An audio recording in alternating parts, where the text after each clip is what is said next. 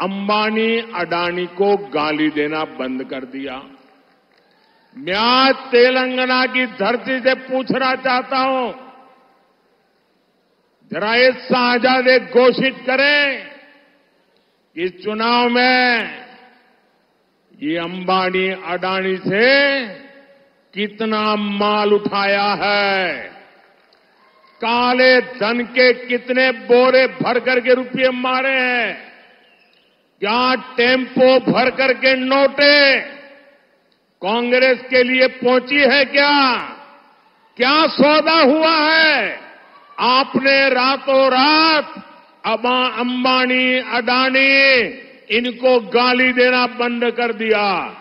जरूर दाल में कुछ काला है। 5 साल तक अंबानी अडानी को गाली दी और रातों रात गालियां बंद हो गई। मतलब कोई न कोई चोरी का माल टेम्पो भर भर करके आपने पाया है। मित्रुलारा, ये जवाब देना पड़ेगा देश को। మిత్రులారా, ఈ యువరాజు మీ అందరికీ తెలుసు యువరాజు ఎవరు. గత 5 సంవత్సరాలుగా ఒకటే కొంగ జపము దొంగ జపము. పారిశ్రామికవేత్తలు అంబానీ అదానీ పేరు మీద పొద్దున్న లేస్తే వాళ్ళ మీద విమర్శలు, వాళ్ళ మీద ఏ రకంగా మరి దాడులు చేశారో మీరందరూ గమనించాలి. ఉన్న పలంగా ఎన్నికల ప్రకటన రాగానే ఇవాళ అంబానీ అదానీ మీద విమర్శలు లేవు. అంబానీ గురించి మాట్లాడతలేరు, అదానీ గురించి మాట్లాడలేదు. ఏమి మతలబు జరిగింది, ఏ ఇద్దరి మధ్యలో ఏమి వాళ్లకు లావాదేవీలు జరిగినాయో తెలంగాణ ప్రజలు అర్థం చేసుకోవాలి. ఆ నల్లధనాన్ని ఇవాళ ఏ రకంగా కాంగ్రెస్ పార్టీ పోగు చేసుకుంటున్నదో, ఇవాళ టెంపోల నిండా డబ్బులు పోగు చేసుకొని కాంగ్రెస్ చేరిందా అనేటువంటి అనుమానాలు వ్యక్తమవుతున్నాయి. కాబట్టి ఇవాళ తెలంగాణ ప్రజలు గమనించాలి. ఏ బెదిరింపులకు పాల్పడి ఏ యొక్క మరి ధనాన్ని కూడగట్టుకోవడానికి వీళ్ళ యొక్క ఆకృత్యాలు కొనసాగుతున్నాయో కాంగ్రెస్ పార్టీవి ఒక్కసారి మీరందరూ కూడా అర్థం చేసుకోవాల్సిందిగా కోరుతా ఉన్నాను. साथियों, कांग्रेस और बीआरएस के बीच जो अपीजमेंट का बॉन्ड है वो बहुत मजबूत है।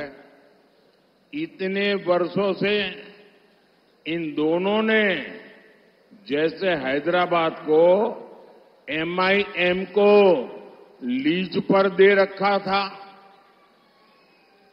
पहली बार किसी ने एमआईएम को चुनौती दी तो बीजेपी ने दी। बीजेपी की चुनौती से एमआईएम तो घबराई हुई है, उससे ज्यादा कांग्रेस और बीआरएस घबराए हुए हैं। हैदराबाद में दोनों पार्टियां एमआईएम को जितवाने में लगी है, दोनों उनको साथ दे रही है। మిత్రులారా, కాంగ్రెస్ పార్టీ బీఆర్ఎస్ పార్టీ ఈ రెండు పార్టీలు బుజ్జగింపు రాజకీయాలు, సంతుష్టికరణ రాజకీయాలు ఏ రకంగా వీళ్ళ మీద ఒక బాంధవ్యం నెలకొన్నదో అది పటిష్టమైనటువంటి అది బాంధవ్యం. ఈ రోజు ఇన్ని సంవత్సరాల తర్వాత, ఇన్ని దశాబ్దాల తర్వాత హైదరాబాద్ లో ఈ యొక్క మరి ఎంఐఎం కు ఈ రెండు పార్టీలు పూర్తిగా హైదరాబాద్ ను వారికి దారాదత్తం చేశారు. మొదటిసారిగా ఇవాళ ఎంఐఎం కు ఇవాళ కంపరం పుడుతా ఉన్నది, ఎంఐఎం కు ఆందోళన కలుగుతా ఉన్నది. ఇవాళ భారతీయ జనతా పార్టీ హైదరాబాద్ లో ఎంఐఎం కు ధీటైనటువంటి పోటీ ఇవ్వడం వల్ల ఏ రకంగా బీఆర్ఎస్ కాంగ్రెస్ రెండు పార్టీలు కలిసి ఎంఐఎం ను గెలిపించడానికి ఎన్ని పన్నాగాలు పడుతున్నారో, ఎన్ని కుట్రలు పడుతున్నారో ఇవాళ ఎంఐఎం అయితే పూర్తిగా ఇవాళ మళ్ళా చిట్టిపోతా ఉన్నది, పూర్తిగా ఆందోళన వ్యక్తం చేస్తున్నది. దానికి మించి ఇవాళ కాంగ్రెస్ బీఆర్ఎస్ కూడా ఎక్కడ ఎంఐఎం ఓడిపోతాయనేటువంటి బాధను వారు వ్యక్తం చేస్తా ఉన్నారు. साथियों, कांग्रेस पार्टी के तुष्टीकरण की कीमत सबसे ज्यादा एससी, एसटी और बीसी समाज को चुकानी पड़ती। अब कांग्रेस फिर एक बार इस समाज के खिलाफ षड्यंत्र कर रही है। बाबा साहब आंबेडकर ने आरक्षण दिया, आरक्षण का अधिकार दिया, संविधान के तहत दिया। हमारा संविधान भी रिलीजन के आधार पर, संप्रदाय के आधार पर रिजर्वेशन के खिलाफ है। बाबा साहब आंबेडकर भी संप्रदाय के आधार पर रिजर्वेशन के खिलाफ रहे हैं, लेकिन कांग्रेस आपका रिजर्वेशन छीनकर, आप में डाका डालकर, आप में से लूट चलाकर, आपको बाबा साहब आंबेडकर ने जो रिजर्वेशन दिया है वो छीनकर अपने वोट बैंक को देना चाहती है।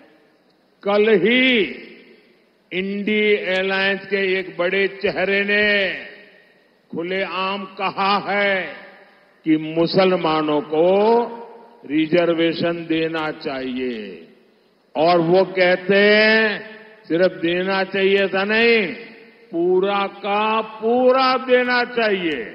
यानी एससी, एसटी, बीसी समाज। प्रणाम।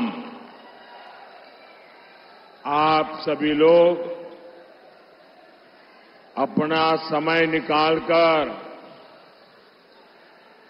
मुझे आशीर्वाद देने आए हैं। मैं अभिभूत हूं, मैं सौभाग्यशाली हूं, मैं हृदय से आपका बहुत बहुत आभारी हूं। నా తెలంగాణ కుటుంబ సభ్యులారా, దక్షిణ కాశీగా పేరుగాంచినటువంటి రాజరాజేశ్వరి యొక్క పాద పద్మముల దగ్గర నమస్కరిస్తూ, నిజంగా నేను ధన్యుణ్ణి, కృతజ్ఞుణ్ణి, మీ అభిమాన పాత్రుణ్ణి. ఇంత పెద్ద ఎత్తున మీరు తరలి వచ్చి నన్ను ఆశీర్వదించినందుకు మీ అందరికీ కూడా ధన్యవాదాలు. साथियों, कल देश में तीसरे चरण का चुनाव पूरा हो गया है। तीसरे फेज में कांग्रेस और इंडी अलायंस का तीसरा फ्यूज उड़ गया है। మిత్రులారా, अभी 4 चरण के चुनाव बाकी है।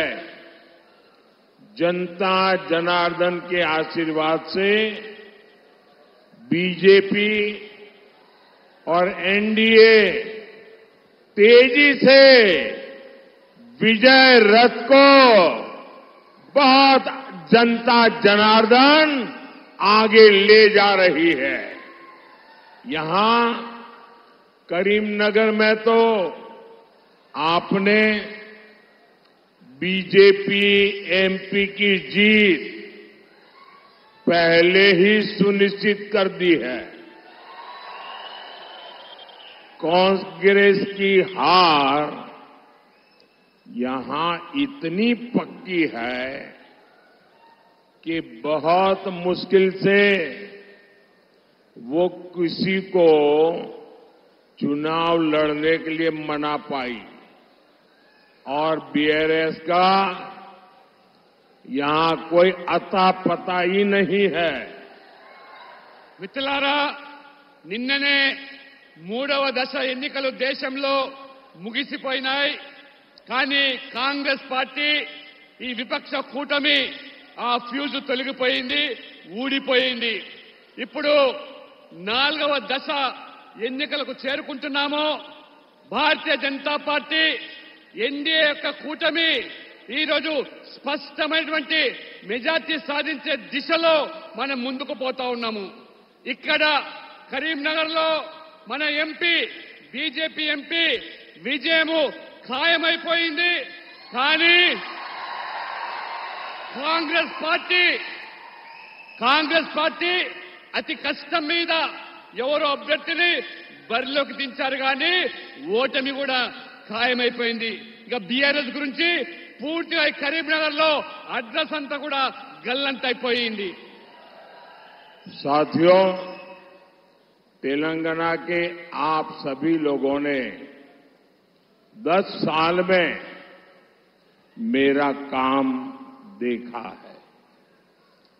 आपके एक वोट से भारत विश्व में 5th लार्जेस्ट 5वीं सबसे बड़ी इकोनॉमी बन गया. आपके एक वोट ने जम्मू कश्मीर से 370 को खत्म कर दिया. आपके एक वोट से भारत डिफेंस इंपोर्टर से डिफेंस एक्सपोर्टर बन गया. ये सब किसने किया? किसने किया? किसने किया? किसने किया? किसने किया? मोदी ने नहीं किया. ये आपके एक वोट ने किया है. ये आपकी वोट की ताकत है. इसके कारण देश में ये सब कुछ हो पा रहा है. మిత్రులారా, తెలంగాణలో మీరందరూ కూడా నా 10 సంవత్సరాల పనితీరు మీరు చూస్తా ఉన్నారు. మీ ఒక్క ఓటుతో ప్రపంచంలోనే 5వ పెద్ద ఆర్థిక దేశంగా తీర్చిదిద్దామంటే అది మీ ఒక్క ఓటు వల్ల. మీ ఒక్క ఓటు వల్ల ఇవాళ జమ్మూ కాశ్మీర్ భారతదేశంలో అంతర్భాగమని 370 ఆర్టికల్ రద్దు చేశామంటేనే అది మీ ఒక్క ఓటు వల్ల. అంతేకాదు ఇవాళ మీ ఓటు వల్ల డిఫెన్స్ నుంచి ఏదైతే దిగుమతి చేసుకున్నటువంటి ఆయుధాలు ఉన్నదో ఇవాళ ఎగుమతి చేసే స్థాయికి ఎదిగామంటే అది మీ ఓటు వల్ల. ఎవరు చేశారు? ఎవరు చేశారు? ఎవరు చేశారు? మోదీ కాదు, మీరందరూ కూడా ఓటు వేసి నన్ను గెలిపించడం వల్లనే అది సాధ్యమైంది. అది మీ ఓటే అని చెప్పి ఈ సందర్భంగా మీకు తెలియజేస్తా ఉన్నాను. साथियों, मैंने बहुत साल तक गुजरात में काम किया. सारे चुनाव मैं वहां जीत जाता था. लेकिन गुजरात में भी अगर मोदी को सुबह 10 बजे इतनी बड़ी रैली करनी है तो मैं कभी नहीं कर पाता था. आज आपने इतनी बड़ी रैली, और मैं देख रहा हूं आपने जो मैदान तय किया है उससे बाहर भी और अभी भी लोग आ रहे हैं.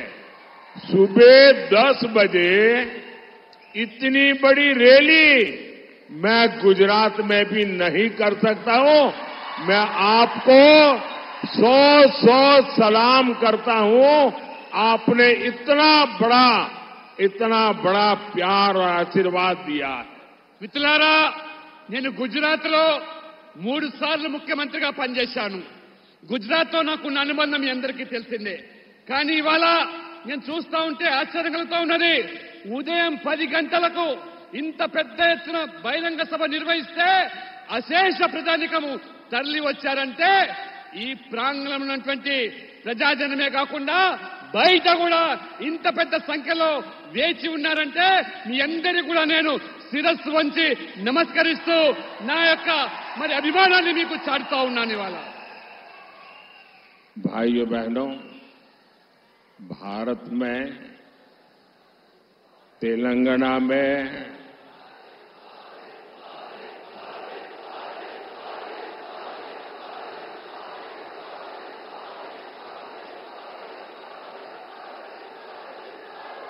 साथियों, चाहे भारत की बात हो चाहे तेलंगाना की बात हो, हमारे देश में सामर्थ्य की कभी कमी नहीं रही. लेकिन कांग्रेस सरकारों ने इतने वर्षों तक एक ही काम किया। आप मुझे बताइए, कांग्रेस ने देश के हर सामर्थ्य को तबाह किया कि नहीं किया? कांग्रेस ने देश की अर्थव्यवस्था को तबाह किया कि नहीं किया? एग्रीकल्चर और टेक्सटाइल जैसे सेक्टर, ये सदियों से भारत की ताकत थी, कांग्रेस ने उन्हें भी तबाह कर दिया। इसकी सबसे बड़ी वजह है कांग्रेस ही देश में समस्याओं की सबसे बड़ी जननी है।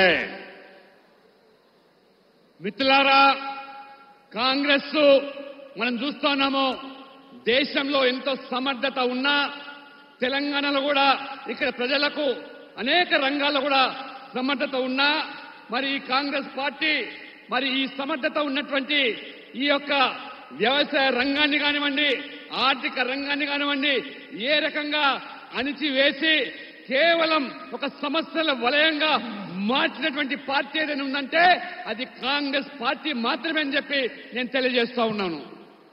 भाइयों बहनों, पिछले 10 वर्षों में एनडीए ने हर सेक्टर को, भाजपा और एनडीए ने हर सेक्टर को आगे बढ़ाने का काम किया है।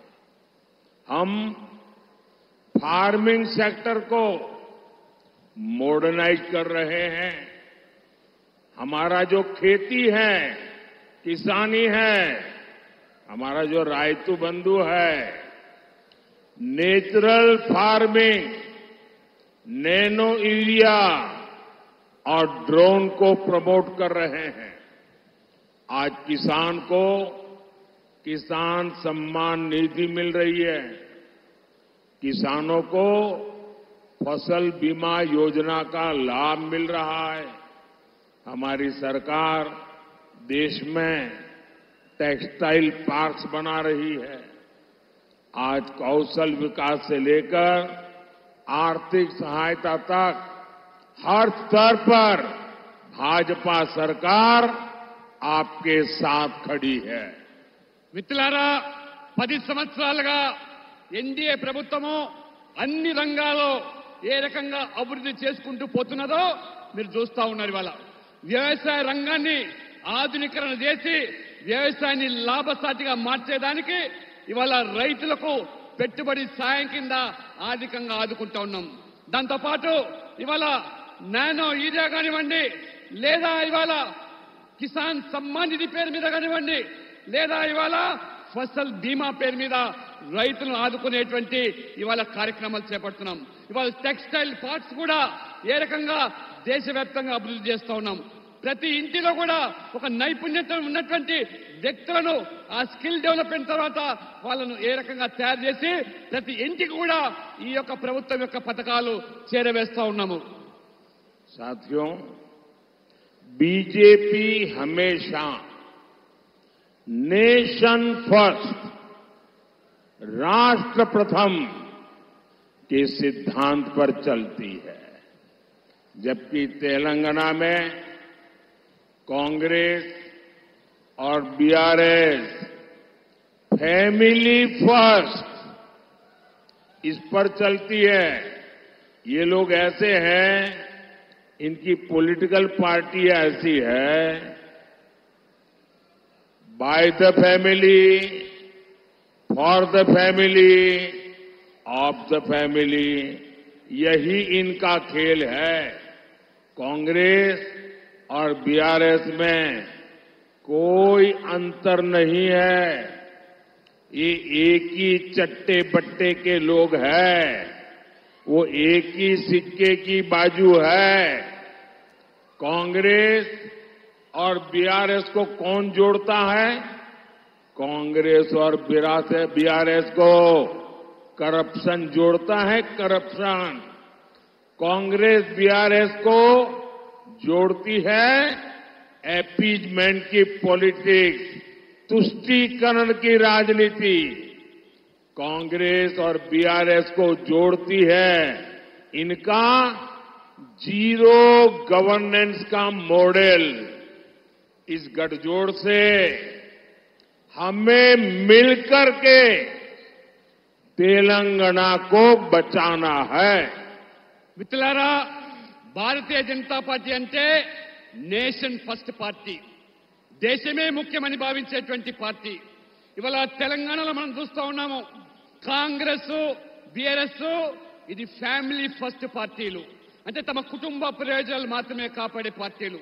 ఆ రకంగా ఇవాళ కాంగ్రెస్ కు బీఆర్ఎస్ కు ఉన్నటువంటి అనుబంధం ఏమిటంటే అవినీతి. ఈ రెండు పార్టీలకు ఉన్నటువంటి అనుబంధం ఏమిటంటే ఇవాళ సంతుష్టీకరణ రాజకీయాలు. ఈ రెండు పార్టీలు కూడా ఏ రకంగా ఒక నాణానికి బొమ్మ బొరసగానే వ్యవహరిస్తున్నాయి. కాబట్టి ఈ రెండు పార్టీల తేడా ఏమీ లేదు, రెండు పార్టీలు కూడా ఒకటే. ఈ తెలంగాణను ఈ రెండు పార్టీల నుంచి కాపాడాల్సిన బాధ్యత మన అందరి మీద కూడా ఉన్నది. साथियों, हमारे तेलंगाना का गठन हुआ तो आप सबने बीआरएस पार्टी पर भरोसा किया था।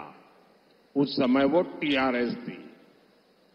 अपनी फैमिली के लिए बीआरएस ने तेलंगाना की सारी फैमिलीज के सपने तोड़ दिए।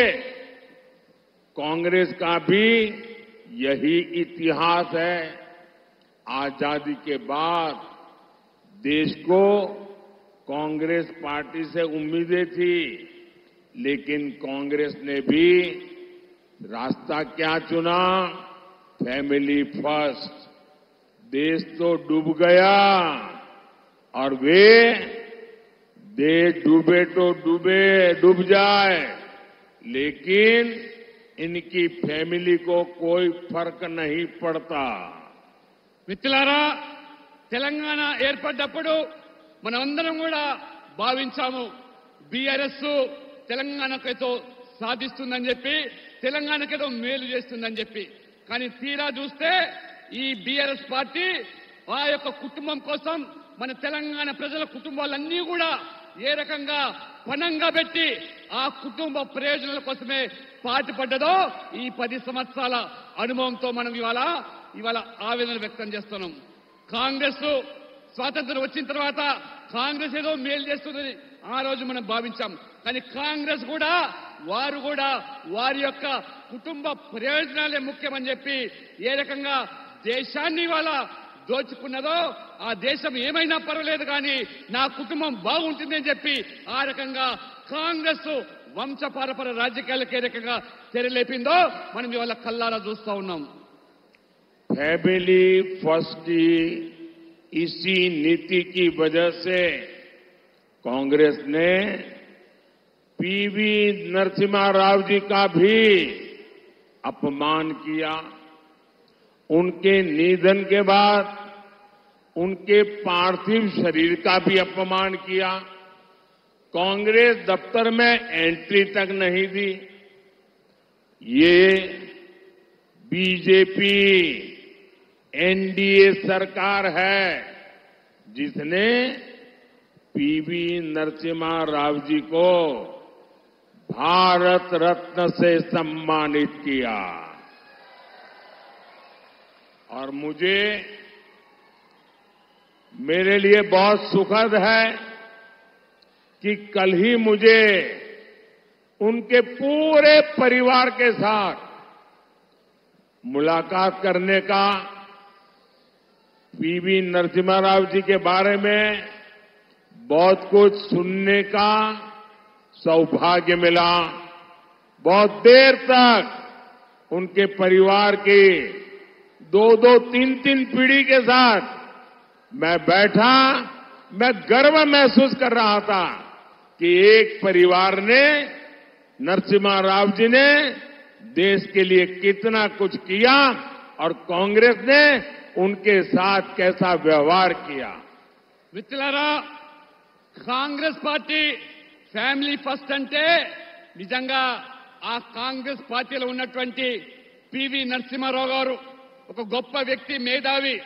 ఏ రకంగా కాంగ్రెస్ పార్టీ ఆ పివి నరసింహారావు గారిని అవమానపరిచిందో మనందరికీ తెలిసిందే. చివరికి తన మరణం తర్వాత ఆ పార్థివ శరీరాన్ని కూడా కాంగ్రెస్ కార్యాలయం తీసుకురాకుండా ఏ రకంగా బయటికి నెట్టేసి తరలించారో ఇదంతా కూడా మనం కళ్ళారా చూశాం. ఆ రకంగా ఆ అవమానాలకు కాంగ్రెస్ పార్టీ పివి నరసింహారావును గురి చేస్తే భారతీయ జనతా పార్టీ ఎన్డీఏ ప్రభుత్వము వారిని పివి నరసింహారావు గారిని ఏ రకంగా భారత రత్న అవార్డు ఇచ్చి గౌరవించామో అది మన యొక్క సంస్కృతి. ఆ రకంగా మరి నిన్న వారి యొక్క కుటుంబ సభ్యులను హైదరాబాద్ లో 3 తరాల ఆ కుటుంబ సభ్యులను కలిసే అవకాశం వచ్చినప్పుడు పివి నరసింహారావు గురించి, వారి చరిత్ర గురించి, వారి ఖ్యాతి గురించి అనేకమైనటువంటి అనుభవాలు పంచుకోవడము నిజంగా నాకు చాలా సంతోషదాయకంగా ఉన్నది. साथियों, ये करप्शन एक ऐसी फेविकोल है जो कांग्रेस और बीआरएस का कॉमन कैरेक्टर है. ये दोनों एक दूसरे पर भ्रष्टाचार के आरोप लगाते हैं, लेकिन बैकडोर से दोनों ही एक ही करप्शन सिंडिकेट का हिस्सा है. आप मुझे बताइए, बीआरएस वाले कांग्रेस पर कैश फॉर वोट का आरोप लगाते थे ना, लेकिन जब तक वो सत्ता में रहे कभी जांच करवाई क्या?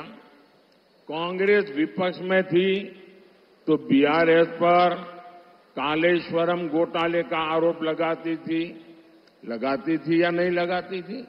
ये आए दिन हंगामा भी करते थे, लेकिन इतने दिन से तेलंगाना में कांग्रेस सरकार है, इन्होंने कालेश्वरम घोटाले की कोई जांच अभी तक नहीं करवाई, क्योंकि दोनों एक ही करप्शन सिंडिकेट का हिस्सा है. మిత్రులారా, కాంగ్రెస్ బీఆర్ఎస్ ఈ అవినీతిలో కుంభకోణంలో ఏమాత్రం కూడా ఇద్దరిలో తేడా లేదు. ఆ రోజు మరి కాంగ్రెస్ పార్టీ ప్రతిపక్షంలో ఉన్నప్పుడు ఏ రకంగా బీఆర్ఎస్ యొక్క అవినీతి గురించి మాట్లాడారు, అదే రకంగా మరి బీఆర్ఎస్ పార్టీ ఆనాడు ఓట్ ఫర్ నోట్ కేసులో కాంగ్రెస్ నాయకులు చిక్కిన తర్వాత మళ్ళీ ఇప్పటి వరకు కూడా దాని మీద విచారణ లేదు, దర్యాప్తు లేదు. కానీ ఒకరినొకరు కాపాడుకునే ప్రయత్నం. ఈ రోజు మరి కాంగ్రెస్ పార్టీ ప్రతిపక్షంలో ఉన్నప్పుడు కాళేశ్వరం అవినీతి గురించి, కాళేశ్వర కుంభకోణం గురించి రోజు మాట్లాడిన వీరు ఇవాళ విచారణ జరపకుండా, దర్యాప్తులు జరపకుండా ఏ రకంగా ఒకరిని ఒకరు కాపాడుకునే ప్రయత్నం చేస్తున్నారో ఇద్దరు కూడా తోడు దొంగలే. ఈ అవినీతిలో ఇద్దరు కూడా సిండికేట్ సభ్యులే అని చెప్పి కూడా ఈ సందర్భంగా నేను మీకు తెలియజేస్తా ఉన్నాను. साथियों, इन दिनों तेलंगाना से लेकर दिल्ली तक डबल आर टैक्स की बहुत चर्चा हो रही है.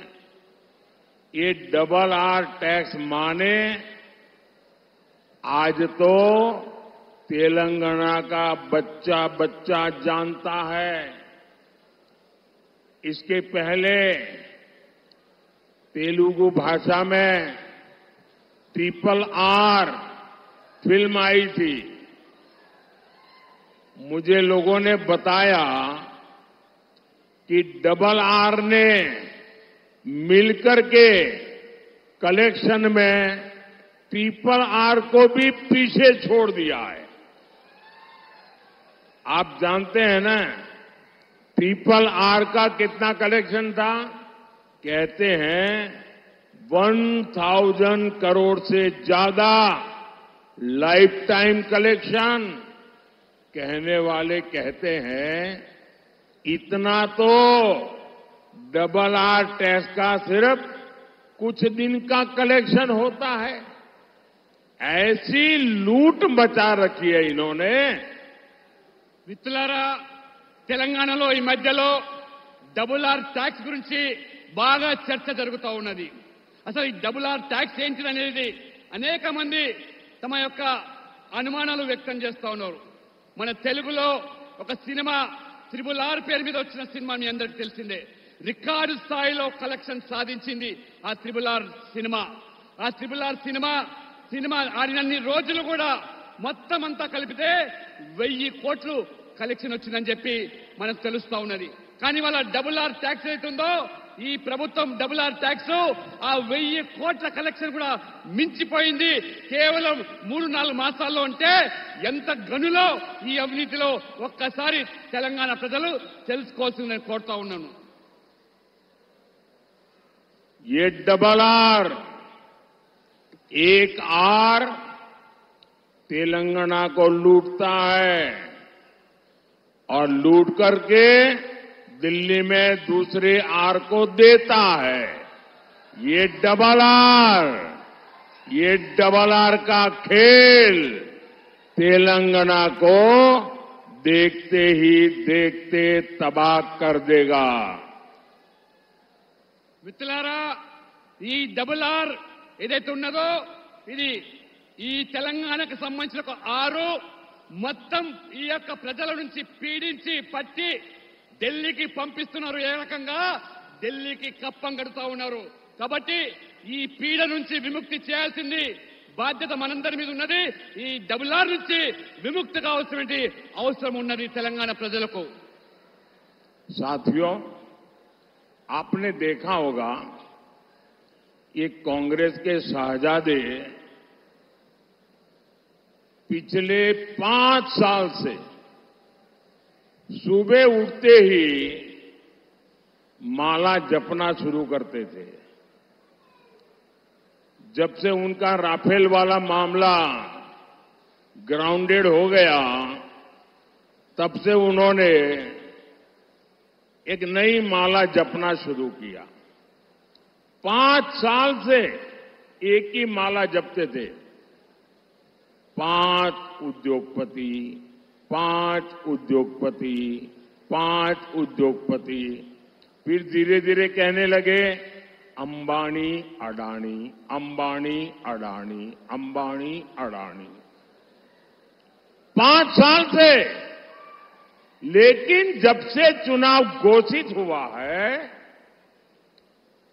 इन्होंने अंबानी अडानी को गाली देना बंद कर दिया. मैं आज तेलंगाना की धरती से पूछना चाहता हूं, जरा ये शहजादे घोषित करें कि इस चुनाव में ये अंबानी अडानी से कितना माल उठाया है, काले धन के कितने बोरे भर करके रुपये मारे हैं, क्या टेम्पो भर करके नोटे कांग्रेस के लिए पहुंची है, क्या सौदा हुआ है. आपने रातों रात अंबानी अडानी इनको गाली देना बंद कर दिया. जरूर दाल में कुछ काला है. 5 साल तक अंबानी अदानी को गाली दी और रातों रात गालियां बंद हो गई. मतलब कोई न कोई चोरी का माल टेम्पो भर भर करके आपने पाया है. మిత్రులారా, ये जवाब देना पड़ेगा देश को. మిత్రులారా, ఈ యువరాజు మీ అందరికీ తెలుసు యువరాజు ఎవరు. గత 5 సంవత్సరాలుగా ఒకటే కొంగ జపము, దొంగ జపము. పారిశ్రామికవేత్తలు అంబానీ అదానీ పేరు మీద పొద్దున్న లేస్తే వాళ్ళ మీద విమర్శలు, వాళ్ళ మీద ఏ రకంగా మరి దాడులు చేశారో మీరందరూ గమనించాలి. ఉన్న పలంగా ఎన్నికల ప్రకటన రాగానే ఇవాళ అంబానీ అదానీ మీద విమర్శలు లేవు. అంబానీ గురించి మాట్లాడతలేరు, అదానీ గురించి మాట్లాడలేదు. ఏమి మతలబు జరిగింది, ఏ ఇద్దరి మధ్యలో ఏమి వాళ్లకు లావాదేవీలు జరిగినాయో తెలంగాణ ప్రజలు అర్థం చేసుకోవాలి.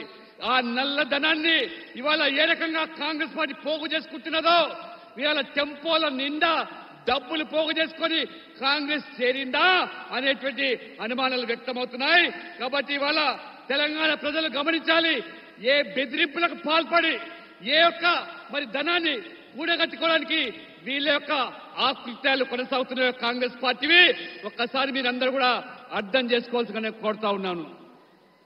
साथियों, कांग्रेस और बीआरएस के बीच जो अपीजमेंट का बॉन्ड है वो बहुत मजबूत है. इतने वर्षों से इन दोनों ने जैसे हैदराबाद को एमआईएम को लीज पर दे रखा था, पहली बार किसी ने एमआईएम को चुनौती दी तो बीजेपी ने दी. बीजेपी की चुनौती से एमआईएम तो घबराई हुई है, उससे ज्यादा कांग्रेस और बीआरएस घबराए हुए हैं. हैदराबाद में दोनों पार्टियां एमआईएम को जितवाने में लगी है. दोनों उनको साथ दे रही है. మిత్రులారా, కాంగ్రెస్ పార్టీ బీఆర్ఎస్ పార్టీ ఈ రెండు పార్టీలు బుజ్జగింపు రాజకీయాలు, సంతుష్టికరణ రాజకీయాలు ఏ రకంగా వీళ్ళ మీద ఒక బాంధవ్యం నెలకొన్నదో అది పటిష్టమైనటువంటి అది బాంధవ్యం. ఈ రోజు ఇన్ని సంవత్సరాల తర్వాత, ఇన్ని దశాబ్దాల తర్వాత హైదరాబాద్ లో ఈ యొక్క మరి ఎంఐఎం కు ఈ రెండు పార్టీలు పూర్తిగా హైదరాబాద్ ను వారికి దారాదత్తం చేశారు. మొదటిసారిగా ఇవాళ ఎంఐఎం కు ఇవాళ కంపరం పుడుతా ఉన్నది, ఎంఐఎం కు ఆందోళన కలుగుతా ఉన్నది.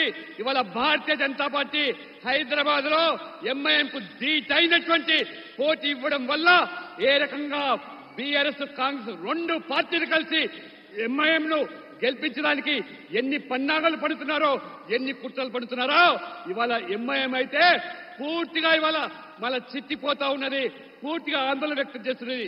దానికి మించి ఇవాళ కాంగ్రెస్ బీఆర్ఎస్ కూడా ఎక్కడ ఎంఐఎం ఓడిపోతాయనేటువంటి బాధను వారు వ్యక్తం చేస్తా ఉన్నారు. साथियों, कांग्रेस पार्टी के तुष्टीकरण की कीमत सबसे ज्यादा एससी, एसटी और बीसी समाज को चुकानी पड़ती. अब कांग्रेस फिर एक बार इस समाज के खिलाफ षड्यंत्र कर रही है. बाबा साहब आंबेडकर ने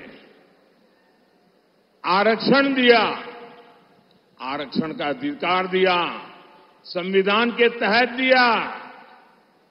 हमारा संविधान भी रिलीजन के आधार पर, संप्रदाय के आधार पर रिजर्वेशन के खिलाफ है. बाबा साहब आंबेडकर भी संप्रदाय के आधार पर रिजर्वेशन के खिलाफ रहे हैं.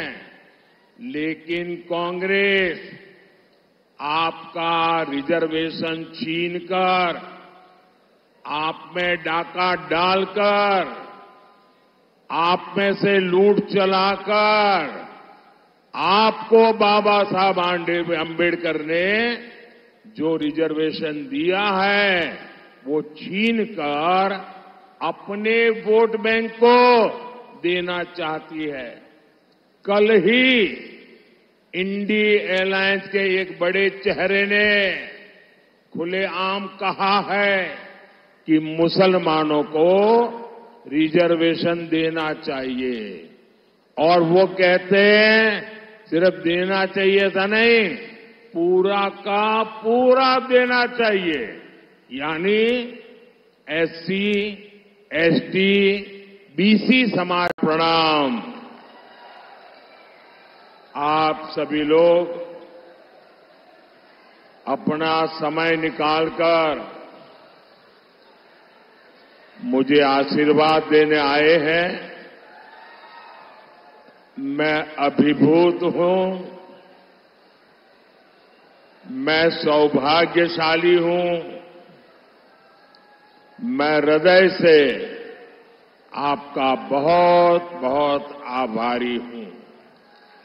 నా తెలంగాణ కుటుంబ సభ్యులారా, దక్షిణ కాశీగా పేరుగాంచినటువంటి రాజరాజేశ్వరి యొక్క పాద పద్మముల దగ్గర నమస్కరిస్తూ నిజంగా నేను ధన్యుణ్ణి, కృతజ్ఞుణ్ణి.